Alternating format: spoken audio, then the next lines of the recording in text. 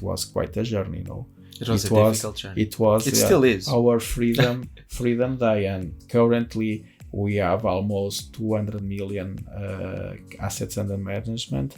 And when we really started 5 years ago, if someone told me, okay, you are in 5 years going to manage 200 million euros, it's impossible.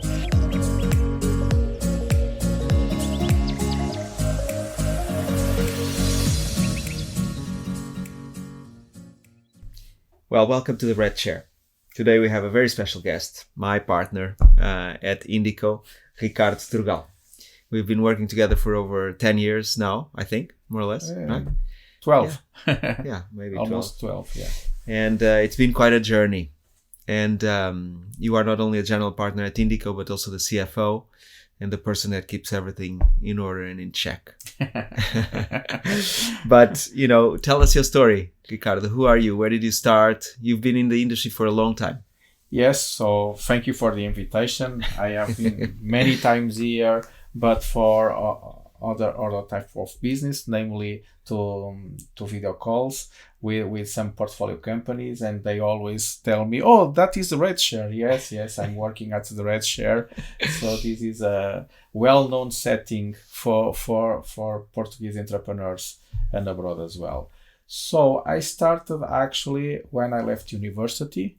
I applied for some jobs, this back in 2000. So, but already this century. The past millennium. It was still the previous past, millennium. Yeah. So I had no idea what I'm going to do. At that time, it was not difficult to get a job, at least if you get a degree from some good university. So actually it was BPI that asked for the Catholic University that I took a degree in management to send a list of potential candidates for several positions. So I was interviewed by 2 persons, and by the end, Rui Ferreira, that now is the CEO of Superboc, but at that time was building the BPI Private Equity team at Interrisco, made me an offer. I had no idea what was private equity and venture capital, so I started in August 2000. So nowadays people really want to be in private equity and VC, and you got in without actually knowing. Yeah. Actually, later on I got an offer from Sonai that all my colleagues want to go to Sonai, to Novis. And I said, look, I just accept an offer from BPI, and I also went for the auditor. So everyone want to go to auditors or to Sonai or to McKinsey.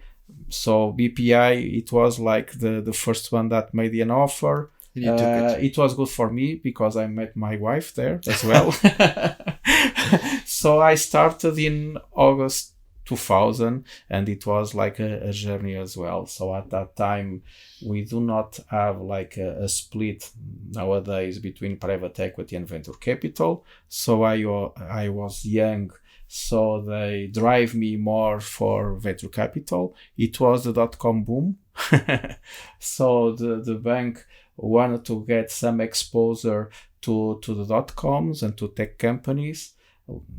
Currently, we speak about the Portuguese unicorns. At that time, BPI had a strong partnership with Cofina. They launched Cofina.com. That later on, it was a different story. It was some kind of a disaster. And it was sold to, I believe, to Cemex. But between BPI and Cofina and other partners, they started to invest in startups, and we had no idea at that time. The well-known companies were companies like Altitude or Ship Idea. Actually, BPI, after Atmel, was the first investor of Ship Idea, the first institutional investor. This was done in September 2001. Just after the 9/11. So many people had doubts regarding Ship Idea. it was my first real transaction from A to Z. But it was at that time the dot-com burst already happened. I believe in March, April. It started in mid 2000, right? Yeah.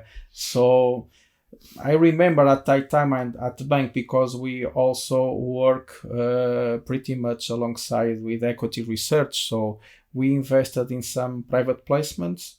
I can call companies like Finantel, that it was in Encitel and then was sold. They prepared the IPO. They failed.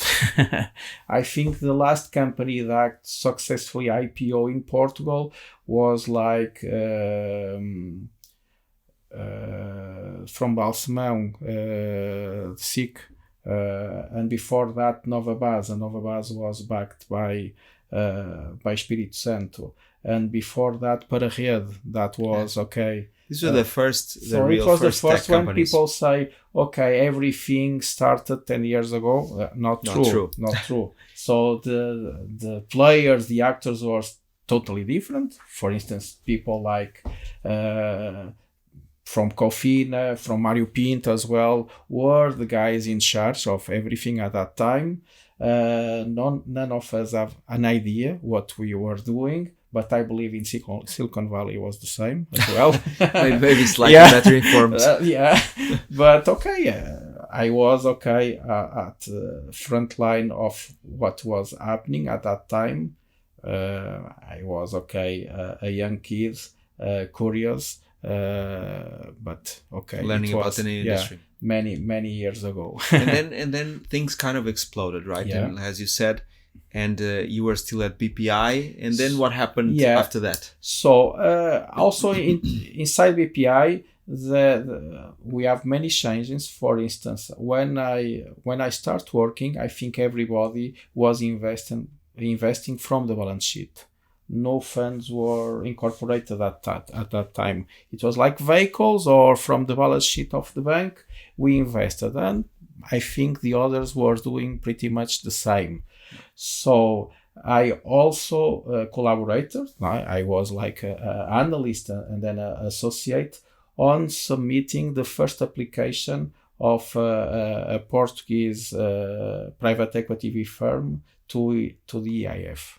It was Caravella Fund that was backed by the EIF, Carlos Gulbenkian Foundation and others. So I was part of the team that prepared all the documentation or the models. I was not a key executive at that time. So the key executive at that time, it was Rui Ferreira, Miguel Ribeiro, Ana Carvalho, that now is the CEO of BPF, and also Luís Folhadela, that was the most senior guy at that time at the bank. So I prepared the thing, so I support the team on the application. Then I left for a master's degree, 2003, 2004. Right. So I left, and when I came back, the fund was incorporated. That is the Caravella Fund. It was the first institutional fund from Interrisco, besides the other funds that were created with money from the bank and some, let's say, public support from FRIE, from things from the APMI. And so, what kind of investments was Caravella supposed to do? Once again, the line between private equity and venture capital didn't exist.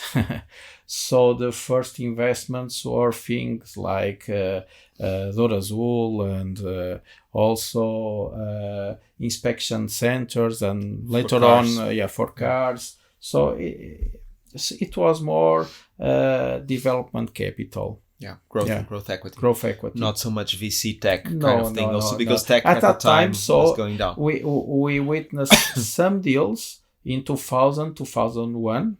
Then it was like a valley of death. Now everything was the nuclear winter. Yeah, it was a nuclear winter in Portugal for tech companies. So we have some tech companies before, like Pararrede, Nova Base, the first generation of tech companies in Portugal. Altitude, Altitude failed the IPO for 4 days. It was they miss the window. Yeah. For 4 days. Yeah. But so these were most companies that were not product led, but more service led. Yeah, more service. Although Altitude was software. Really. They have a software, so they are a competitor of Talkdesk, the company from our Christina, from our co-founder. But it was heavy, and they have the call centers of many international and global banks, but it was heavy and supported by infrastructure that it was totally disrupted by Talkdesk and others, of course, but still exists. Still surviving and doing well. And then after that you did Caravella, and for how long? How long did you stay in BPI? Later on, it was funny because later on, Rui Ferreira, that was the CEO of BPI, was appointed CFO of Vista Alegre Atlantis. Mm-hmm. And he told me Christmas 2004, I just returned from the UK, from my master's degrees. Thought, Ricardo, we have to put together a financial plan of Vista Alegre. It is like a 2-week work, and later on you can come back and work alongside the team in the investments. So these 2 weeks was 1.5 years with him at Vista Alegre Atlantis. So a turnaround, a very complex situation. So basically, I was the guy, like a management consultant, to draft slide decks and estimates for the banks for a complete restructuring that was completed 1.5 years. Restructuring of the debt. Of the debt, yeah. A total change of the shareholders base. So the banks, BPI, BCP, and Caixa, they were the owners of Vista Alegre. They became the owner. BPI was already because BPI supported the MBO of one part of the family from Vista Alegre, and also support the acquisition of Atlantis by Cofina. Mm-hmm. So BPI was pretty much involved because it had 20% of the shareholding of the company. That was a merger of two industrial companies, and the work was to put Caixa and BCP inside behind. Also in order to support the company. And then I think on the long term it went well because they did the turnaround.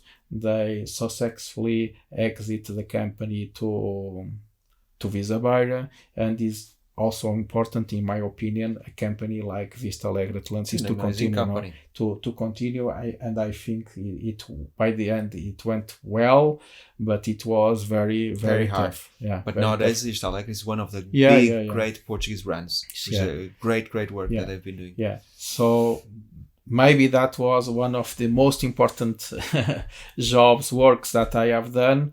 I was part of the wheel, not in the driving seat, but everything that at that time Rui Ferreira asked, it was to be done. Yeah. So do this, do that. So it was a lot of fun as well. I was 28 years. And to be involved in such a complex transaction, it's not only the three banks that I mentioned, it was also BES and other small banks. It was like a fight. A huge fight. Yeah. Huge learning opportunity at a young age. Yeah. So after that, Rui Ferreira was invited to become the CFO of Unicer, now Superboc, and now he's the CEO.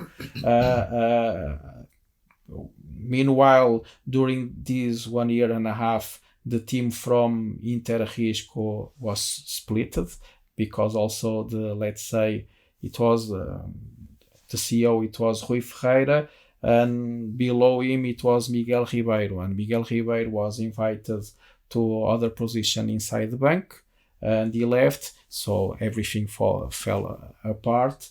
And at that time, the CEO of the investment bank hired Afonso, that you may know, to become new CEO of Interrisco, and I work with. So I came back to BPI. I work with Afonso, I think 3 months, but I really enjoyed to work with him. I was involved in the inception. So later on, the team have delivered these two main transactions. That was the build-up of the coffee industry, that now is New Coffee. So we visit all the players, and also with Auto Sueco, the inception of the consolidation of the auto inspection business that are now is master test and was already exit by Interrisco, and I believe by Auto Sueco. So basically build up operations, yeah, right? So 2 huge build-ups, yeah. So we contacted everyone in these 2 verticals, and later on it was okay. Enjoy to see that everything that was planned at inception, it happened. Yeah. So, but meanwhile, I was invited also to a new position in the Portuguese group, that is Auto Sueco Coimbra, that is now Ascendum. So I was like the manager of the new ES system that is in Cadia, and also later on the reporting. I went there in 2006 in September, and I left 2010. It was also a different kind of work. I enjoyed a lot. I learned a lot. It is okay, an industry, and many people do not know the importance of Ascendum in the Portuguese economy. Is okay, the biggest Volvo franchisee in the world for heavy machinery, as a presence in many countries, and alongside the sister mother, I do not know what is the right name of Auto Sueco, that is now North, also an incredible story. Is a family-run business by, let's say, 3 families, but with a very good mindset. So I work at that time with Pedro Mieiro at Centrocar, that is the non-Volvo business of Ascendum, and I learned a lot regarding systems, management control, preparing documentation to a board, very complementary with the work that I have done at Vista Alegre. So, but when you started that in private equity VC, you have the bag, no, as we say in Portugal. So in a supermarket, wanted to go back. Yeah, in a supermarket, I met Hugo, that was a colleague in Interrisco, that he went to Luxembourg, he came back, and he said, look, I'm working at Caixa Capital. We are hiring people. Send me your CV in the supermarket. So I sent the CV. And in my CV to your former colleague Carrilho, I was interviewed by Carrilho. They made the offer. I changed my life to Lisbon with my wife. From that time from Coimbra? From Porto. No, I was in Porto. Centrocar was based in Porto. I came. Actually, I worked 6 months, and I came many times to Lisbon, because they have also an office in Alverca. But at that time, I was traveling very, very much, namely to Madrid and to the Basque Country, because they bought two franchise there, and I was part of the team doing the integration. Mm-hmm. So in 2010 I came to Lisbon. I started in Caixa, a totally different mindset from BPI. Not saying that is worse or better. It's just very totally different. For instance, in BPI, you are in charge of a transaction from A to Z, and the main difference at Caixa Capital, the investment team from the monetary team were totally different. So there are some people that are doing the investments, and the other the monitoring. A different model. So I was, let's say, parked to the monitoring team. So Hugo was leading that team. doing private equity, venture capital until you came. No, Yep. actually, Hugo left in December 2012. Yeah. And you came like March or April 13. 14, and you totally changed the mindset. You ended this split between monitoring and investment in VC. So actually we started to have two different teams, but not actually three different teams. It was private equity investment, private equity monitoring, and VC. And venture capital. Yeah. And we were the smallest team. Yeah, we're the smallest team, the more curious people that make a lot of questions, and in private equity, and we have to bear in mind that at that time Caixa Capital, as we say in Portugal, strategic investments, no, and for the strategic investments, sometimes it's better not to make too many questions. So we were very lucky not to be involved in strategic investments. No, not at all, not at all. So we are the hand free to make the best investments that we could, not only in the Portuguese ecosystem, but also I think that it was you that brought to Caixa was to start investing in foreign funds for several reasons, not only for return, because we need to learn also how to do it and to be exposed to the best VC managers. Okay, we took that advantage also in order to manage better our own direct investments. And so when you look back at the last, so it's really 12, 11 years of venture capital in Caixa before we got into, what were the big lessons over the last 10 years in terms of venture capital for the Portuguese ecosystem in your view? So I believe that, the change of the last decade, it was huge in Portugal, and we were not prepared to embrace this change at that time. So I think the entrepreneurs were a step above us, because they were already exposed to global markets, and we didn't at that time. So we need to catch up that this difference, and to cope because we were doing things in the old model, more focused in private equity, like financial planning, not understanding that the value proposition is the product and the team, and sometimes too much focus on let's say financial metrics. But this was the standard in all the Portuguese private equity and investors, right? Yeah. So we took advantage as a country and at Caixa to be exposed not only throughout the direct investments, but also we had the opportunity to invest in some of the best funds in Europe. The end at that time was lead investor at Shazam, and many others like Seed Camp as well. So we could learn from them. In Portugal, we glorify a lot the tech ecosystems, but when you are exposed at that time to several other ecosystems, you learn that it's not like a thing that happened in Portugal. It was like a global movement that, it was like a wave, like the tsunami that, swept everything in Europe and in the United States. So there is no specific boom in the Portuguese ecosystems. No. We were pretty much aligned with the others.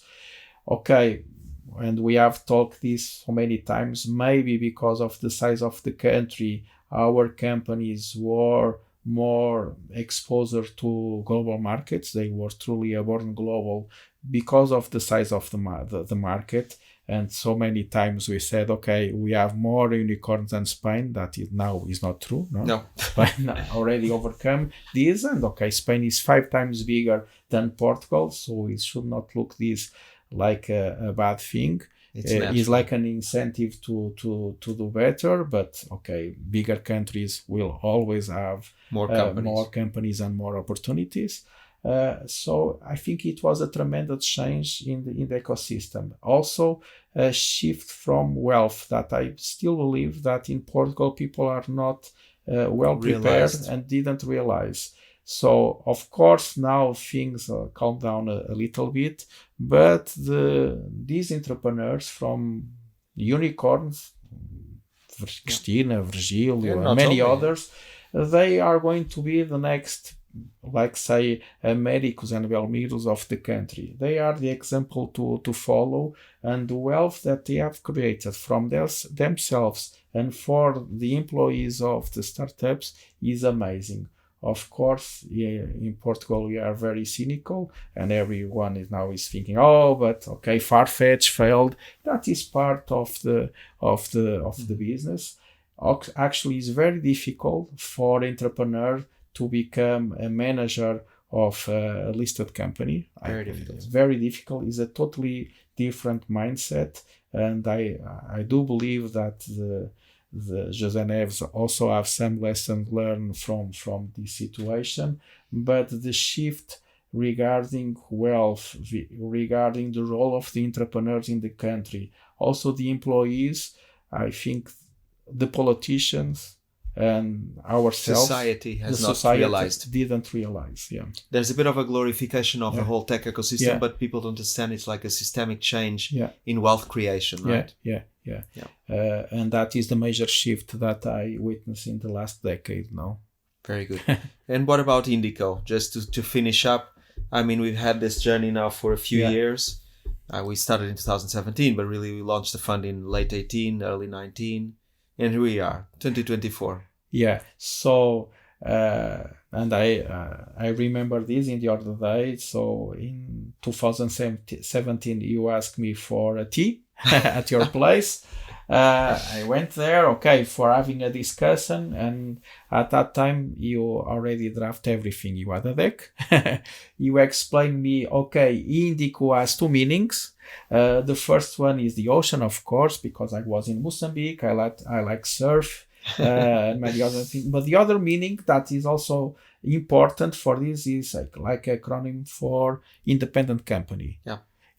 And I never forget that. So this is truly our independence, our freedom. So because at Caixa it was good, but we have several constraints. Not only financial for us, but also in action. We have to realize that at the end, Caixa was under the recapitalization process, and it was very difficult to work at Caixa in a place that everyone told you don't do nothing now because we have to wait. And it was also not the core business, right? Yeah, so we could not do that. No, it's not part of our nature.